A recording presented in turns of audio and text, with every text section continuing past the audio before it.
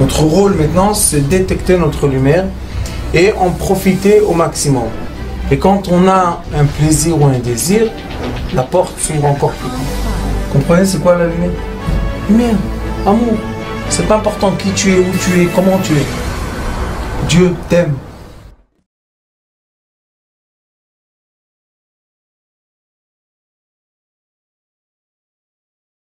Parashat Bo El Paro, Moshe Rabbeinu, les 3 derniers coups, et le peuple d'Israël va sortir d'Égypte.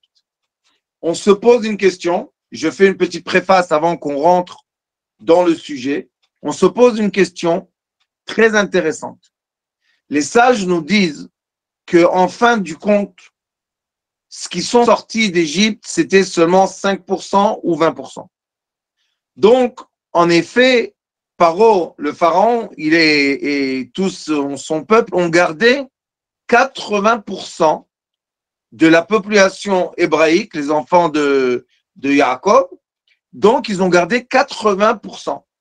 Et seulement 20% sont sortis, ou bien ils ont gardé 95% et seulement 5% sont sortis de l'Égypte. Et pourquoi on voit qu'il y a eu un tel dégât pour ce pays qui était la puissance mondiale économique et de l'armée et de la sagesse surtout? Comment est-ce possible que 5% d'êtres humains sortent de 95% de leur peuple et aussi d'un pays dans lequel ils sont esclaves, et le pays se détruit de façon totale? C'est une très grande question. La réponse est que ces 5% de personnes qui ont accepté de suivre la lumière, et je vous parle en termes de lumière, ils étaient prêts à être, comme dit le Ari Akadosh Merkava, ils étaient le véhicule qui a accepté d'être connecté à la lumière. Et la connexion à la lumière, comme on va voir après dans les parachutes, on va voir qu'ils ont été au mont Sinaï, et au mont Sinaï, ils ont reçu la lumière de la Torah, ils ont reçu une lumière très très forte, puissante, divine, malgré qu'encore une fois, on voit qu'au mont Sinaï, Dieu a dit à Moïse, tu vas écrire cette Torah en 70 langues, ça veut dire que tous les peuples vont la recevoir, et il est écrit que tous les rois de tous les peuples sont venus au désert de Sinaï, et ils ont reçu de Moïse la Torah écrite, et c'est pour cela que la Torah écrite est reconnue dans le monde entier. C'est le livre, tant qu'il y a des livres, c'est le livre le plus lu et le plus traduit dans le monde entier. Pourquoi? Parce que c'est un code social donné par Dieu aux êtres humains. Et maintenant, on continue la même question. Tout le monde entier a bénéficié de ce code social grâce à 5% de personnes. Donc, ils ont reçu, le monde entier a été connecté à cette lumière divine. Grâce à quoi? Grâce à 5% de personnes qui sont sorties d'Égypte. Et ils sont sortis d'où? Ils sont sortis de l'écorce de l'obscurité. C'est pour ça que le deuxième coup qui va être dans cette paracha est le coup de l'obscurité. Donc nous aussi, quand on étudie la lumière, on doit comprendre qu'on a la chance et le mérite, avec l'aide de Dieu, d'avoir cette conscience lumineuse, et ne soyez pas du tout étonnés qu'on est tellement peu dans le monde entier, et c'est exactement l'équilibre qu'il faut et qu'il doit être. Il y en a qui ont fait des études sur les enfants indigos, et ils disent qu'il y a entre 3 et 5% d'enfants indigos, ou les inclassables, etc., tous les noms qu'on peut leur donner. Ces gens-là, ce sont des gens comme les appelle le Hari Akadosh Bnei Yosef, les enfants de Joseph. Et ces enfants-là sont la 13e attribut, c'est l'attribut de l'amour. Mais il faut comprendre que même quand dans l'avenir, on va avoir la révélation de la lumière du Messie, il faut comprendre les proportions dans le monde. La majorité du monde, malheureusement, je dis ça avec beaucoup de peine parce que beaucoup de ces gens-là sont nos frères, nos sœurs, nos parents, nos grands-parents, nos cousins, nos oncles. Ça veut dire que c'est des gens qu'on aime, qu'on coutient. Mais malgré cela, on doit comprendre que le monde n'appartient pas aux êtres humains, il appartient à Dieu, et c'est Dieu, Hachem Itbarach, c'est lui qui décide qu'est-ce qu'il va faire et comment il va diriger et manipuler les lumières qu'il a créées lui-même. Donc, oui, nous sommes très peu, oui, on espère, je dis ça avec toute humilité, on espère que vraiment nous sommes sur la longueur d'onde qu'il faut de la lumière. Et oui, pendant les générations, cette lumière n'a jamais été une lumière qui dépasse les 5%, et on va dire à tout casser, peut-être 20%, malgré que le Zohar Kadosh il dit que c'est plus proche de dire qu'il y avait seulement 5%. Et ces 5% d'êtres humains, qu'ils étaient 600 000, pas pour rien, parce que 6, ce sont les 6 attributs, les 6 coins d'égalité de la sphère de l'action. Et au milieu, il y a un point qui s'appelle la royauté. Donc la royauté, les femmes, tout ce qui est féminin est nourri par cette étoile, on appelle l'étoile de David, mais ce n'est pas l'étoile de David, c'est une étoile. David Amelech a compris comment utiliser l'étoile des 6 attributs inférieurs, et les 600 000 sont les conducteurs, les émetteurs de ces lumières célestes qui sont écrites dans le livre de Yetzira, Olam, Shana, Nefesh. Il y a de la lumière infinie qui va se manifester dans ce monde à travers des éléments, des êtres humains qui s'appellent les indigos, les inclassables, comme a commencé Madame Véronique Minière. Elle a commencé un premier livre qui peut nous permettre à ouvrir la porte pour entrer dans cet univers magnifique. Et avec l'aide de Dieu, c'est sûr que je encourage tout le monde à écrire, résumer des cours pour que les inclassables se retrouvent et qu'à la fin, on ait la révélation d'un grand berger qui va tous nous conduire vers une délivrance et vers une sortie de l'obscurité vers la lumière.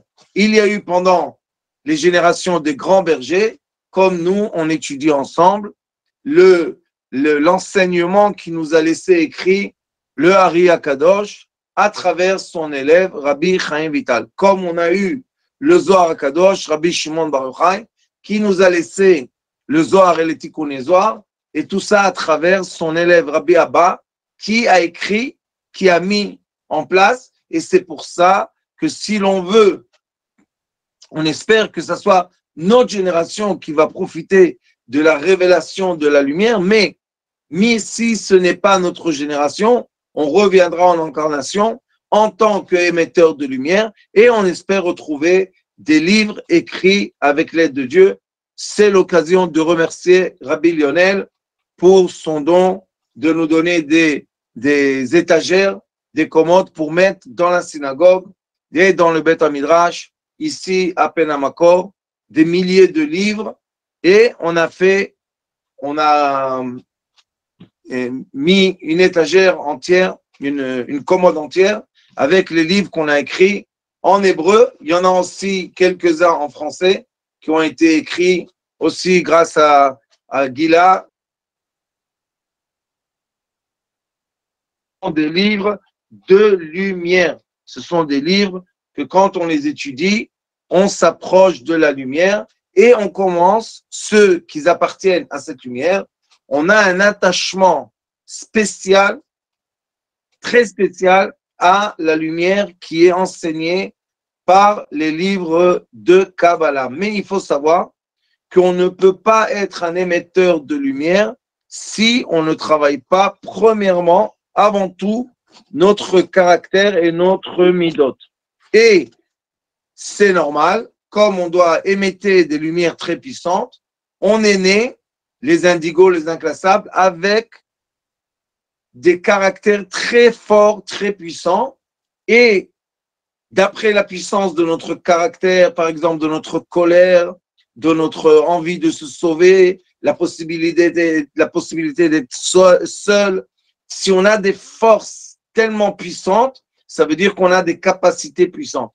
Et c'est très important, très, très, très important qu'on puisse reconnaître nos capacités pour être capable d'émettre les lumières comme il faut. Et maintenant, je rentre dans le livre, dans le sujet, juste parce que je vous ai dit toute cette préface, parce que nous sommes dans la paracha, dans l'extrait, dans le paragraphe de la Torah, dans lequel vraiment on voit qu'une partie, une toute petite partie, a eu de la lumière, et la partie qui ne voulait pas, c'est ça ce que je veux vous dire, c'est que la partie du peuple hébreu qui ne voulait pas sortir d'Égypte, ils ont dit on ne veut pas de cette délivrance, on veut rester comme on est. Eh bien, sachez que 95%, il est écrit qu'ils ont été enterrés par leurs frères pendant le coup de l'obscurité. Ça veut dire quoi, enterrés? C'est, si on pense en proportion, comment en 3 jours, on enterre 95% de la population. C'est pas ça. C'est qu'ils ont enterré, ils sont restés dans l'écorce de l'obscurité et ils ont préféré d'être avalés dans l'obscurité qui est de la lumière habillée que de se dévoiler en tant que lumière et que émetteur de lumière. Nimtza, on trouve qu'il y a Ga'ava ve'akaas, mida achat, il dit, le Rabbi Chaim Vital, il dit que la réalité est que l'orgueil et la colère, ce sont le même caractère. Ça débute tout de l'orgueil, comme on a dit, et l'orgueil est aussi la vulgarité. Quelqu'un qui est orgueilleux peut se comporter de façon vulgaire. Quelqu'un qui est humble, quelqu'un qui a les bonnes midotes, je suis sûr que chacun de vous, ceux qui sont là avec nous dans le cours, et les gens que vous connaissez aussi, je suis sûr que vous vous rappelez, quand vous étiez jeune, que malgré que vous savez dire des gros mots, et comme les enfants le disent, vous avez eu une difficulté de le sortir de votre bouche. Pourquoi on a cette difficulté et les autres, ils ont cette facilité? Qu'est-ce qui emmène à avoir un discours vulgaire? Et malheureusement, ce discours vulgaire dépend de qui? Il déduit de l'orgueil de l'être humain. Et l'orgueil de l'être humain et la colère, ce sont les mêmes. Et c'est pour ça qu'il est écrit que quand quelqu'un est en colère, interdit de regarder son visage. Pourquoi? Parce qu'à ce moment-là, on voit sur son visage vraiment les forces du mal qui peuvent, comme on est tous composés du bien et du mal, et comme on est tous dans un monde polaire, au moment que quelqu'un est en colère et il commence à devenir rouge de colère, il faut baisser les yeux. Pourquoi? Parce que il est en train de nous montrer le miroir de tout ce qui est vulgarité, tout ce qui est méchanceté, tout ce qui est sortir de l'équilibre. L'être humain est né avec la force de se retenir. Mais celui que malheureusement, le feu, et je précise, le feu de que le feu de la colère a réussi à allumer, a réussi à le mettre dans l'état de colère, cette personne-là, on n'a pas le droit de regarder son visage. Parce que quand on va voir son visage, malheureusement, on peut être affecté par sa colère.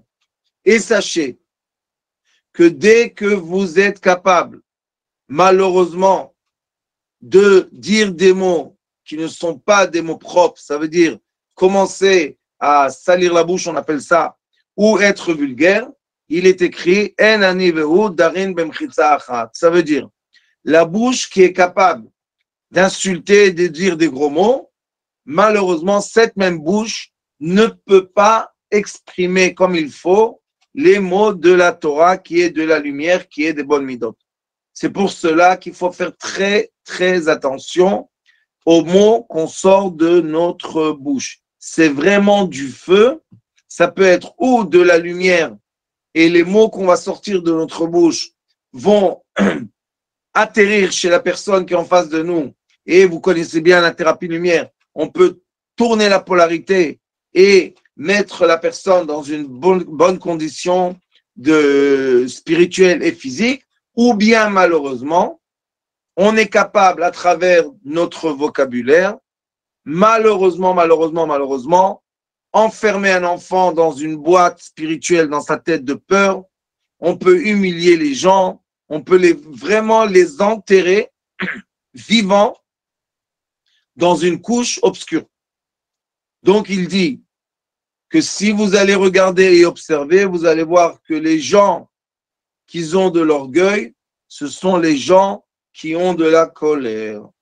Vetoldotea shalosh. Et qu'est-ce qui va naître de cette colère?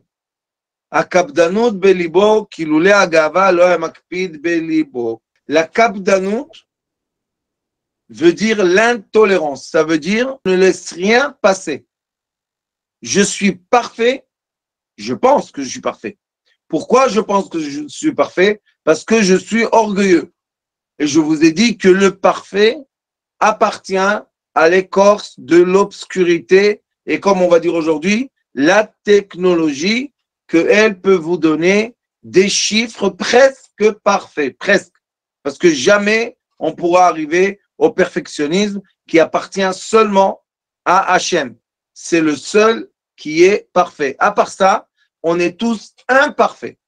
Mais malheureusement, quand on voit que quelqu'un commence à être méticuleux et il n'est pas tolérant, là, on peut comprendre que la personne a de l'orgueil parce qu'il se dit, lui, parfait, et il peut avoir beaucoup de colère et la colère va l'emmener à la vulgarité.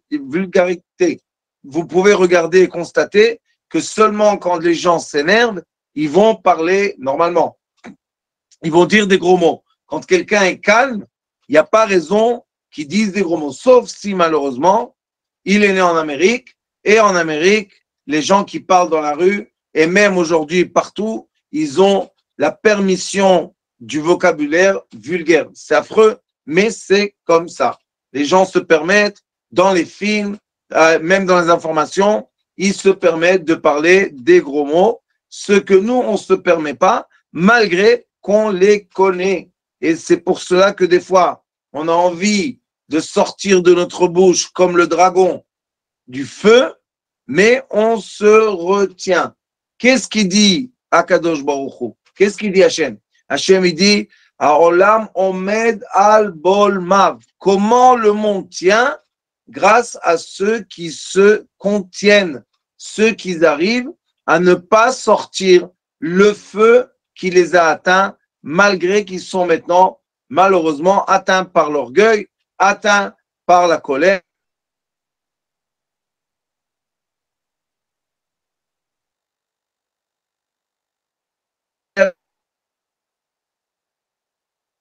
C'est comme ça qu'ils deviennent chefs et intolérants ou impatients vis-à-vis des employés. Sachez, je vous dis un grand secret. Il cache un très grand défaut qu'il a en lui. Et comme vous savez que dans toutes les langues, on dit que l'attaque est la meilleure défense. Pourquoi une personne attaque, humilie, parle pas bien, vulgaire vis-à-vis de quelqu'un d'autre? Parce que cette personne intérieurement a le problème de culpabilité et cache un très grand trésor obscur. Exemple. Un couple, il est marié. Baruch Hashem, tout va bien, on est marié. Et la vie de marié, on sait qu'il y a des hauts et des bas, et c'est très bien. Mais, à un moment, et ça arrive, et il ne faut pas s'étonner, il faut juste comprendre que ça arrive et savoir qu'est-ce qu'on fait quand ça arrive. Et malheureusement, à un moment, disons que c'est la femme, elle est au travail, et il y a un monsieur qui commence à lui donner des compliments, il commence à la flatter, et ça commence quelque chose là-bas. Il y a quelque chose, il y a une amitié qu'elle a déjà oubliée de son mari. C'est pour ça qu'il faut tout le temps maintenir le couple, et on ne doit jamais penser que notre femme ou notre mari, c'est quelque chose d'évident. Non, ce n'est pas évident. Donc, on doit maintenir ça avec des compliments, avec des cadeaux. On doit dire même sur des petites choses bêtes, on doit donner des compliments et dire des bonnes choses. Donc, cette dame, malheureusement, son mari a pris l'habitude de venir à la maison, être en silence, manger quelque chose, s'asseoir devant le fauteuil, devant la télévision, et il ne fait pas tellement attention à elle. Pourquoi? Parce que c'est sa femme et c'est tout. Qu'est-ce qu'il doit travailler plus? Mais malheureusement, d'un autre côté, il y a quelqu'un qui commence à flatter. Alors, qu'est-ce qu'on va voir? Premièrement, on va voir phénomène. Je parle pour les femmes, mais c'est la même chose pour les hommes. On va voir qu'elle va se faire plus belle. Le matin, quand elle va sortir au travail, eh ben, on va voir que tout d'un coup, elle fait attention au maquillage, elle fait attention aux habits, elle fait attention au parfum. Pourquoi? Pour attirer plus de compliments de ce monsieur étranger.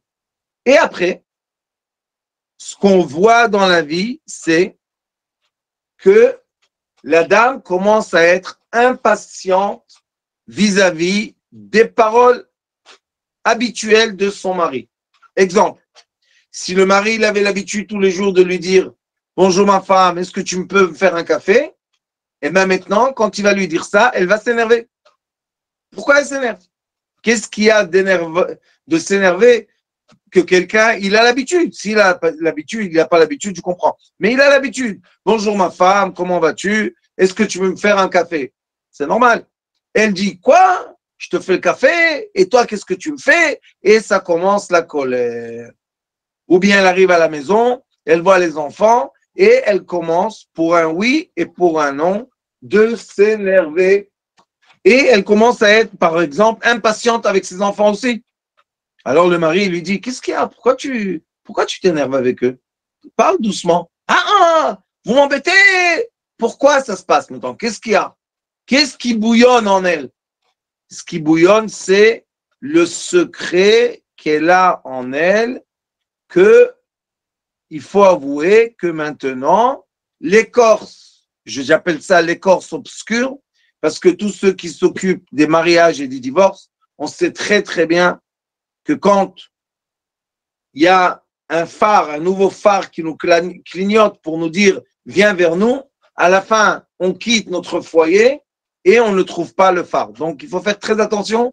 Ça s'appelle les obscurités.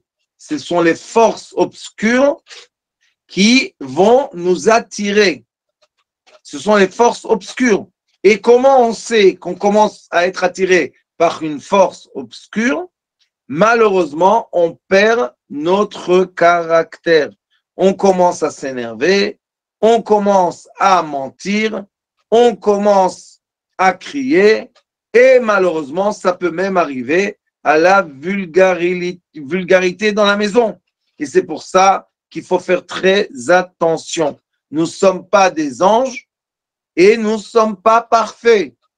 Et oui, dans le parcours de la vie de chaque couple ou de chaque personne, on va rentrer dans des carrefours et dans ces carrefours, on va avoir des panneaux vrais et on va avoir beaucoup de panneaux faux.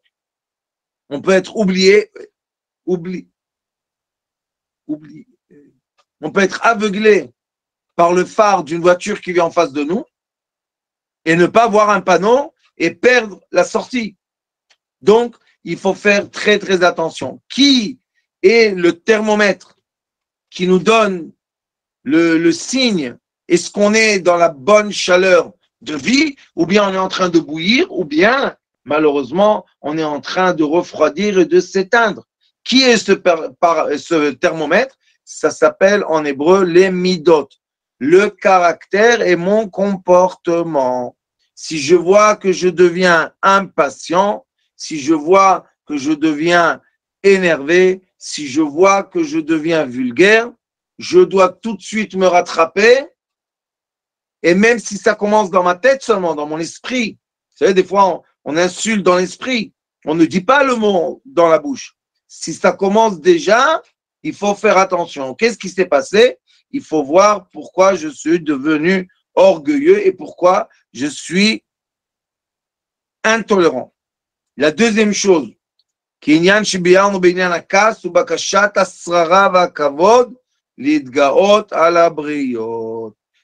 la deuxième chose? Je veux commencer à faire peur, à voir demander, je commence à être dans la demande de kavod, c'est le respect. Je commence à obliger les gens de me respecter. Ou les idgaot à la briot, je vais avoir de l'orgueil et je vais me mettre supérieur aux gens qui m'entourent. Morichaim, une fois, mon Rav, Zecher Tzadik Levracha, j'étais chez lui et il est venu un rabbin le voir avec ses élèves. Bon. Et ce rabbin, malheureusement, il avait une cravate, il était très orgueilleux, il se mettait comme ça. Alors Morichaim, il lui a dit, vous savez, il était très simple dans son petit canapé, vraiment rien du tout. Baruch Hashem, que j'ai eu la chance avec mes yeux et avec mes sens vivre ça. C'est pas quelque chose qu'on peut expliquer, c'est quelque chose qu'on peut vivre. Et il a dit à ce rabbin, il a dit, monsieur le rabbin, je vous donne du respect, faites sortir vos élèves. Alors il lui a dit, pourquoi? Qu'est-ce que tu veux me dire? J'ai rien à cacher. Il a dit, monsieur le rabbin, pour votre respect, sortez les élèves. Bon, les élèves, ils sont sortis du rab et Morichaim lui a dit, dites-moi, monsieur, d'où l'orgueil? Regardez dans votre ventre. Qu'est-ce qu'il y a dans le ventre? Il lui dit, il y a un sachet d'urine, un sachet de sel, un sachet de sang. Il a dit, de quoi? D'où vient ton orgueil?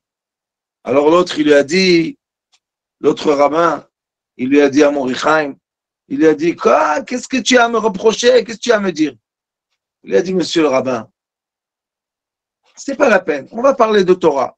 Et l'autre, il a insisté. Vous savez qu'est-ce qu'il lui a dit? T'as pas honte de te dire, rabbin, vous savez, Rosh Yeshiva, c'est comme le chef d'une yeshiva. Il lui a dit, et tu couches avec tes élèves, t'as pas honte? Le pauvre, il est devenu blanc, noir. Il lui a dit, tu veux que je te dise tout ça à côté de tes élèves? T'as pas honte? De quoi tu t'orgueilles? Quel orgueil tu as? Tu te comportes moins que moi.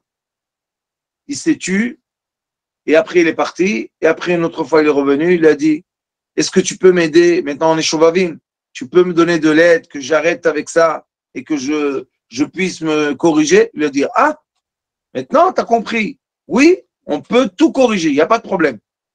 Mais venir avec de l'orgueil, tu ne pourras jamais te corriger. Pourquoi? Parce que l'orgueil, c'est une barrière entre nous et nous-mêmes. Quand on est orgueilleux avec quelqu'un, c'est un problème qu'on a entre nous et nous-mêmes. Quel est le problème? Écoutez-moi bien, on cache un grand défaut. C'est ça le problème de l'orgueil. Et comme on se dit parfait, on est obligé de maquiller nos défauts parce qu'ils sont là. Au lieu de travailler les défauts, on va maquiller les défauts. Quelle est la différence entre quelqu'un d'orgueilleux et quelqu'un d'humble? Le monsieur humble ou la dame humble, travaillent leurs défauts. Ils reconnaissent leurs défauts. Oui, je reconnais que je ne suis pas parfait. Merci mon Dieu.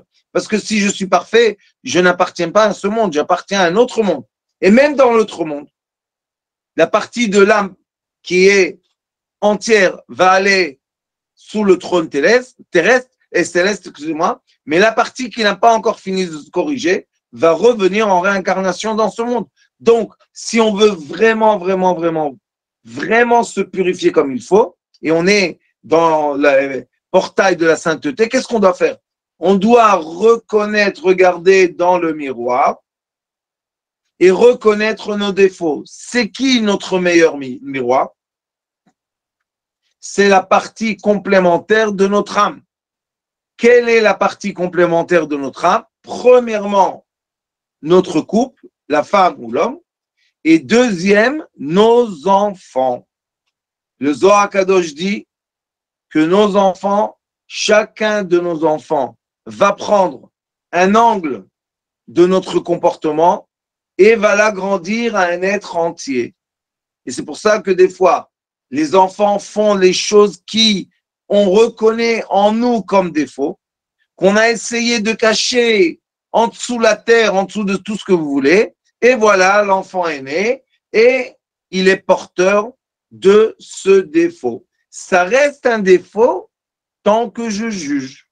Mais si j'arrive à éduquer mon enfant et lui dire qu'il doit avouer son défaut qui est mon défaut et il doit le travailler, alors avec la grâce de Dieu, on peut travailler nos défauts. Et même il est écrit dans un livre de Kabbalah du Ari Akadosh qui s'appelle Etz Chaim, Beshar HaKlalim, dans un extrait qui s'appelle Shar HaKlalim, et il dit là-bas à la fin, au 13e chapitre, il dit, quand les parents se réconcilient et se remettent ensemble et créent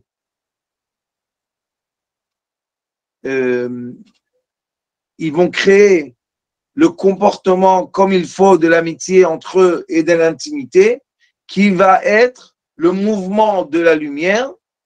Dès qu'ils vont faire ça, ils vont se comporter comme il faut, comme il est écrit. Et si vous voulez étudier ça, il y a sur YouTube, Sitrei Chaim, la chaîne Sitrei Chaim, le comportement conjugal ou quelque chose comme ça. Et là-bas, il y a beaucoup de cours qu'on explique des livres, comment le comportement conjugal. Et il dit, le Ari Akadosh, que si on remet en place notre comportement intime, avec la grâce de Dieu, on va attirer des couronnes de lumière sur la tête de nos enfants. Ça veut dire que nous-mêmes, quand on se rectifie pendant notre vivant, on aide nos enfants, on leur donne de l'énergie pour que eux-mêmes puissent se rectifier. Ça, c'est à une seule condition, que j'avoue, même en face de mes élèves ou même en face de mes enfants, il n'y a rien de mal d'avouer que nous sommes des êtres humains non parfaits, imparfaits. Et quand on avoue qu'on est imparfait, on peut commencer un déroulement de rectifier notre comportement. Je fais une petite parenthèse importante parce que je vois qu'il y a des élèves qui rentrent à 10h30 Portugal, 11h30 France et midi et demi Israël. Le cours commence à 10h Portugal, 11h la France et à midi en Israël. C'est dommage de rater le début des cours. Donc, nous avons ici la personne qui veut vous diriger, être votre maître, c'est parce que malheureusement, cette personne a de l'orgueil. Et la troisième chose, écoutez bien, c'est tellement juste et tellement, ça fait tellement mal ce que je vous dis. Mais il faut le dire. La troisième chose qui va naître de l'orgueil est Asina, la haine gratuite vis-à-vis des autres. Pourquoi? Aleyoto gadol mimeno. Parce que la personne vous jalousie. Elle voit que vous avez des caractères ou bien des dons mieux que lui, ou bien que vous réussissez dans la vente mieux que cette personne. Malheureusement, cette personne va développer une haine gratuite, et la personne qui travaille bien et qui gagne de l'argent ne comprend pas pourquoi un collègue a tellement de haine vis-à-vis de cette personne. Pourquoi? Parce que la personne qui va vous haïr, ou bien même vous, quand vous avez tout d'un coup un coup de feu de haine vis-à-vis de quelqu'un, vous devez savoir que c'est une partie, ça s'appelle une branche, anaf. C'est une branche de l'arbre qui s'appelle orgueil. D'où vient cet arbre?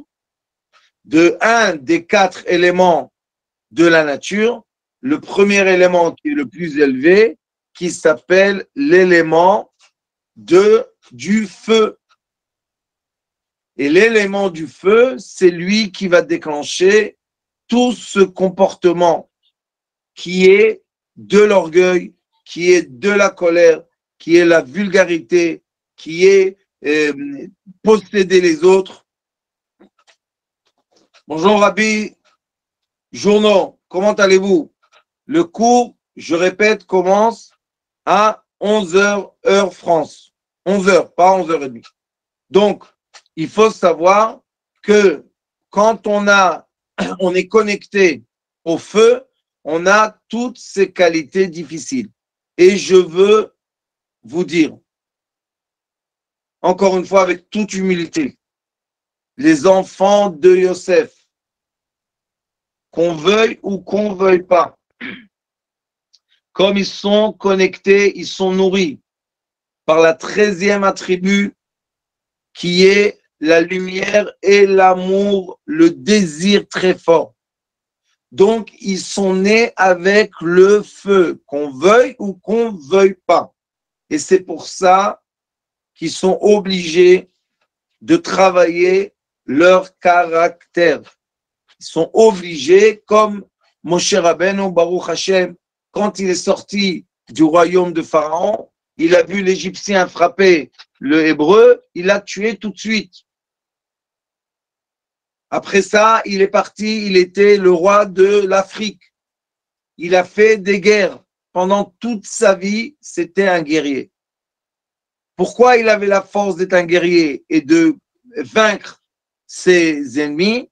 Parce qu'il était connecté au feu. Mais, et c'est pour ça qu'il est écrit que quand il est descendu du mont Sinaï, son visage était complètement lumineux. Personne ne pouvait regarder tellement il y avait de la lumière. C'est pour ça qu'il avait sur le visage tout le temps un voile, que les gens ne s'éblouissent pas de sa lumière.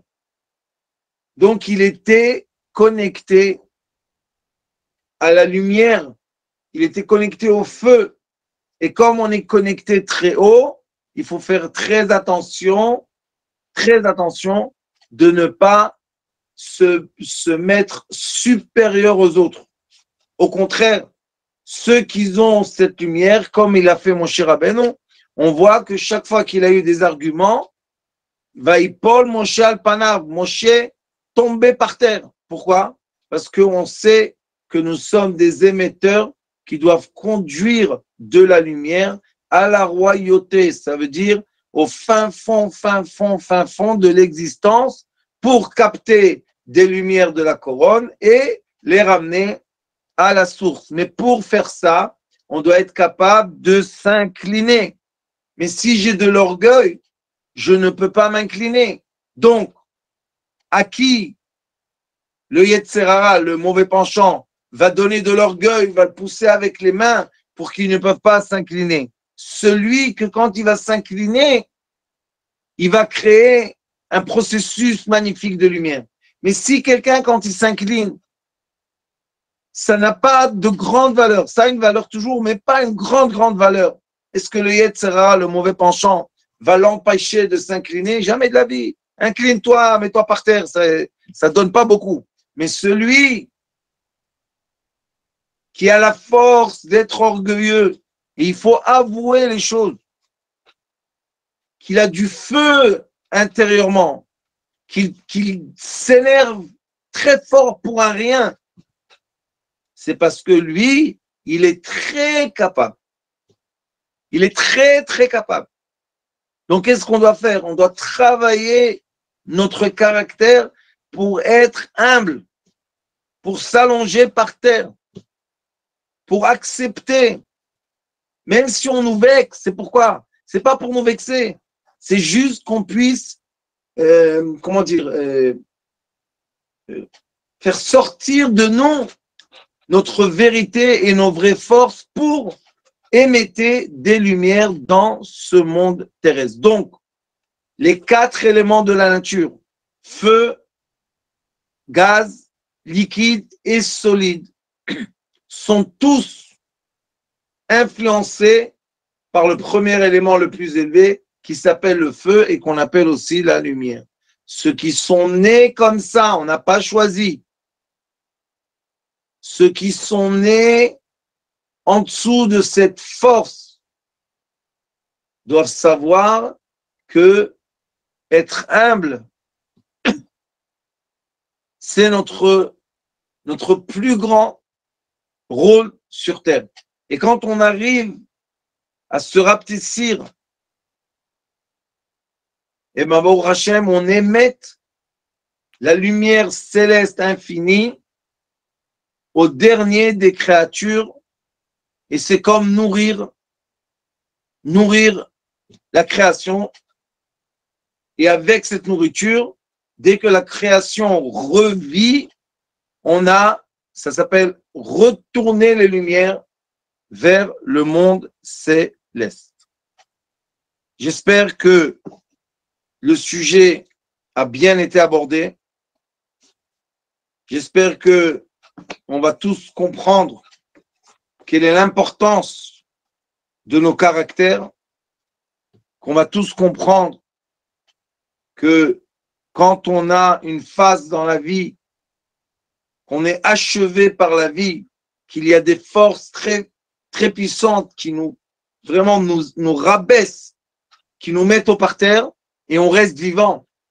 C'est ça le mystère le plus grand. C'est qu'on souffre tellement, mais on reste vivant. C'est parce que cette vie d'être humble, c'est le but pour lequel on est venu sur terre. Ceux qui ont fait le travail à travers une éducation, ils ont gagné. Mais ceux qui n'ont pas eu l'éducation et n'ont pas eu le savoir, mais ils ont été éduqués tout le contraire, comme ce monde occidental, eh bien malheureusement, ils vont avoir des épreuves très, très fortes. Et le fils de Rabbi Shimon Bar Yochai a dit, Chavivin Yisurin, je suis heureux quand j'ai des douleurs. Pourquoi? Parce que quand j'ai des douleurs, ça me rabaisse, ça m'affaiblit. Je comprends que j'avais de l'orgueil. Mais les sages lui disent, Lohem velos charam. Non, on ne veut pas ni des douleurs, ni le mérite des douleurs. C'est pourquoi ça s'explique maintenant. Ceux qui étaient émetteurs de lumière comprennent la valeur de la douleur. Vous savez, quand on a de la douleur, elle est très très forte. On ne peut pas être orgueilleux. On ne peut pas crier. Ça nous comme ça nous fait faible. Et on sait très très bien qu'il est écrit, les sages nous disent, qu'on est venu dans ce monde pas pour être des génies. Vous savez, j'avais une yeshiva de Mekoubalim, de kabbalistes à Jérusalem, à Mea Shearim. Une fois, je leur ai dit, vous savez, dans la tête de mon stylo ici, vous voyez ici le petit truc rose là, je leur ai dit, il y a 1 million de livres. Si Dieu a créé ça, 1 million de livres dans ça, hein, donc est-ce qu'il a besoin de notre savoir par cœur? Il y a 1 million de livres, qu'est-ce que vous voulez plus? Je leur ai dit, alors qu'est-ce qu'il veut de nous? Il est écrit dans tous les livres sacrés. Il veut notre comportement. Il veut nous voir comment on se comporte. Et c'est pour ça qu'il est écrit toute la Torah entière. Tu peux l'étudier. Un pilier. C'est quoi le pilier? Va'avta l'ereacha kamocha. Tu dois aimer ton prochain. C'est quoi aimer son prochain? Il est écrit l'ereacha. Tu dois aimer ce qui est imparfait, ce qui est mal chez ton prochain, comme tu dois aimer ça chez toi. Mais si chez toi, tu te détestes, parce que tu dévoiles un jour, quand tu es adolescent, que tu es imparfait, si tu détestes ça, alors tu te détestes, tu ne pourras jamais te corriger. Mais si tu acceptes que tu es imparfait, alors Baruch Hashem, tu peux faire un travail magnifique dans ce monde de se corriger et chaque fois corriger encore une petite flamme. Encore. Et plus on vit, et plus on va corriger ces colères et ce feu. Et à la fin, on va le transformer en Oriel. C'est quoi Oriel? Au lieu d'avoir l'ange de la colère et du feu, Gabriel, on va avoir l'ange qui le met en équilibre, qui est l'ange de la sagesse. Et c'est pour ça que plus on a de la colère, plus on a de la force de rentrer dans des sagesses profondes. Alors on doit tout simplement émettre le feu qu'on reçoit du Yetzer Hara, du mauvais penchant, le tourner vers un bon comportement vis-à-vis de tous ceux qui vivent avec nous et surtout de nos proches, les gens qu'on au quotidien, qu'on va croiser au quotidien. Parce qu'avec eux, on perd le plus facilement le bon comportement. Je vous remercie pour ce cours magnifique. Shabbat Shalom.